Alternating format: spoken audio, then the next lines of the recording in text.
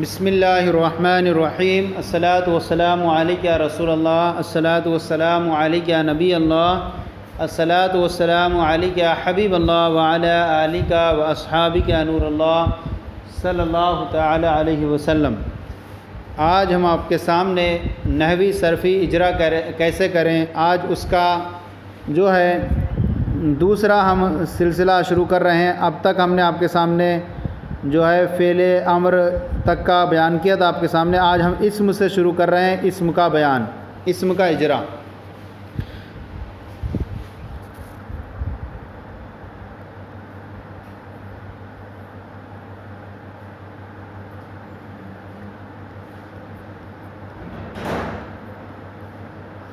اسم مشتق کا اجرا۔ جاءنی رجل عالم، میرے پاس ایک جاننے والا مرد آیا۔ نمبر 1، عالم لفظ کی دونوں قسموں موضوع اور مہمل میں سے موضوع ہے، اس لیے کہ معنی دار ہے۔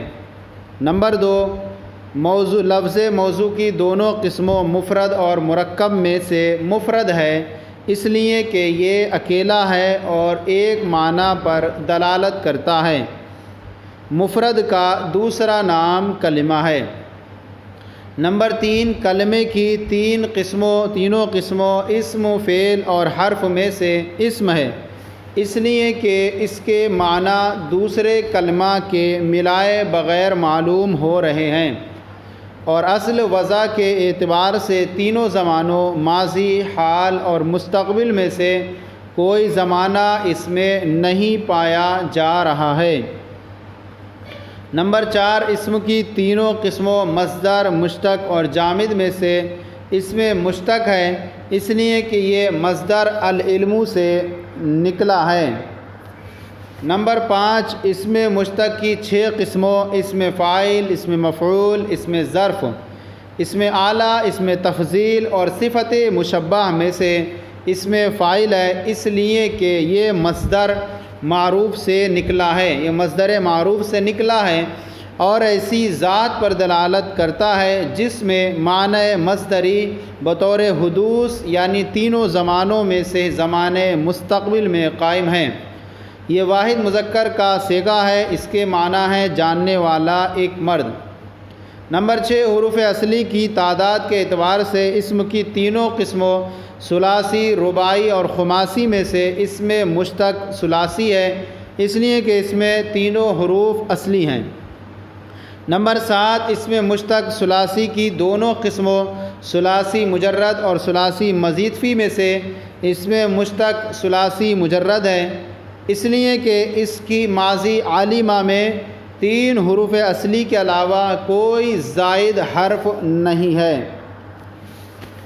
نمبر 8، حروف کی اقسام کے اعتبار سے اسم کی 4 قسموں صحیح، محموز، معتل اور مضاعف میں سے اسم مشتق صحیح ہے، اس لیے کہ اس کے حروف اصلی میں حمزہ، حرف علت اور 2 حرف ایک جنس کے نہیں ہیں۔ اب مصدر کا اجرا دیکھیں۔ سرنی انشاد الشاعری، مجھے شاعر کی شعر گوئی نے خوش کر دیا۔ نمبر 1، انشاد لفظ کی دونوں قسموں موضوع اور مہمل میں سے موضوع ہے، اس لیے کہ معنی دار ہے۔ نمبر 2، لفظ موضوع کی دونوں قسموں مفرد اور مرکب میں سے مفرد ہے، اس لیے کہ یہ اکیلا ہے اور ایک معنی پر دلالت کرتا ہے۔ مفرد کا دوسرا نام کلمہ ہے۔ نمبر 3، کلمہ کی تینوں قسموں اسم، فعل اور حرف میں سے اسم ہے، اس لیے کہ اس کے معنی دوسرے کلمہ کے ملائے بغیر معلوم ہو رہے ہیں، اور اصل وضع کے اعتبار سے تینوں زمانوں ماضی، حال اور مستقبل میں سے کوئی زمانہ اس میں نہیں پایا جا رہا ہے۔ نمبر 4، اسم کی تینوں قسموں مصدر، مشتق اور جامد میں سے مصدر ہے، اس لیے کہ یہ ایسے معنی پر دلالت کرتا ہے جو غیر یعنی شاعر کے ساتھ قائم ہے اور اس سے افعال وغیرہ نکلتے ہیں۔ نمبر 5، حروف اصلی کی تعداد کے اعتبار سے اسم کی تینوں قسموں ثلاثی، رباعی اور خماسی میں سے مصدر ثلاثی ہے، اس لیے کہ اس میں 3 حروف اصلی ہیں۔ نمبر 6، ثلاثی کی دونوں قسموں ثلاثی مجرد اور ثلاثی مزید فی میں سے مصدر ثلاثی مزید فی غیر ملحق بربائی ہے، اس لیے کہ یہ حرف کی زیادتی کی وجہ سے ربائی کے وزن پر نہیں ہوا ہے، اور اس میں خاصیت کے قبیل سے دوسرا معنی بھی پائے جاتے ہیں۔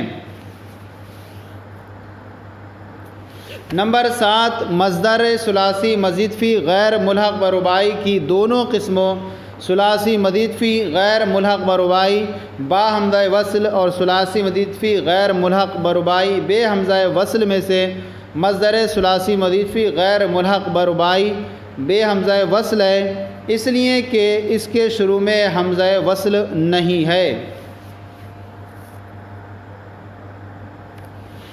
نمبر 8، ثلاثی مزید فی غیر ملحق بے ربائی برب حمزہ وصل کے پانچواں باب باب فعال، باب تفعیل، باب تفاعل، باب مفاعلت اور باب تفاعل میں سے باب فعال سے ہے، اس لیے کہ اس کی ماضی اور امر کے شروع میں حمزہ قطعی ہے۔ نمبر 9، حروف کی اقسام کے اعتبار سے چاروں قسموں صحیح، محموز، معتل اور مضاعف میں سے مصدر صحیح ہے، اس لیے کہ اس کے حروف اصلی میں حمزہ، حرف علت اور دو حرف ایک جنس کے نہیں ہیں۔ اب یہ اس میں جامد کا اجرا دیکھیں آپ، اکلت السفر جلا، میں نے بھی کھائی۔ نمبر 1، سفر جلن لفظ کی دونوں قسموں موضوع اور محمل میں سے موضوع ہے، اس لیے کہ معنی دار ہے۔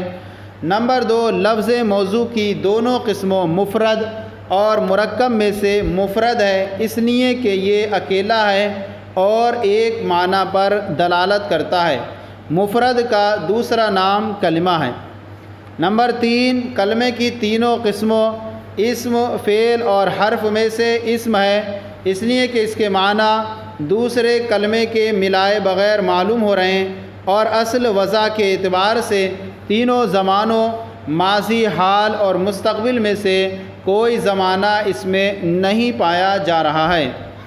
نمبر 4، اسم کی تینوں قسموں مصدر، مشتق اور جامد میں سے اس میں جامد ہے، اس لیے کہ نہ خود یہ کسی سے بنا ہے اور نہ اس سے کوئی بنتا ہے۔ نمبر 5، حروف اصلی کی تعداد کے اعتبار سے اس میں جامد کی تینوں قسموں ثلاثی، رباعی اور خماسی میں سے خماسی ہے، اس لیے کہ اس کے 5 حروف اصلی ہیں۔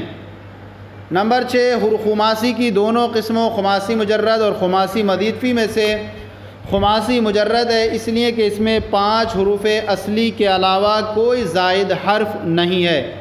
نمبر 7، حروف کی اقسام کے اعتبار سے اس میں جامد کی چاروں قسموں صحیح، محموز، معتل اور مضاعف میں سے اس میں جامد صحیح ہے، اس لیے کہ اس کے حروف اصلی میں حرف حمزہ، حرف علت اور دو حرف ایک جنس کے نہیں ہیں۔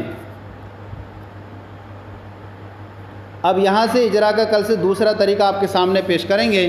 آج کا یہ ہمارا سلسلہ مکمل ہو گیا، نحوی صرفی اجرا کا کیسے کریں، صرف کا اجرا آخر میں ہم پیش کریں گے۔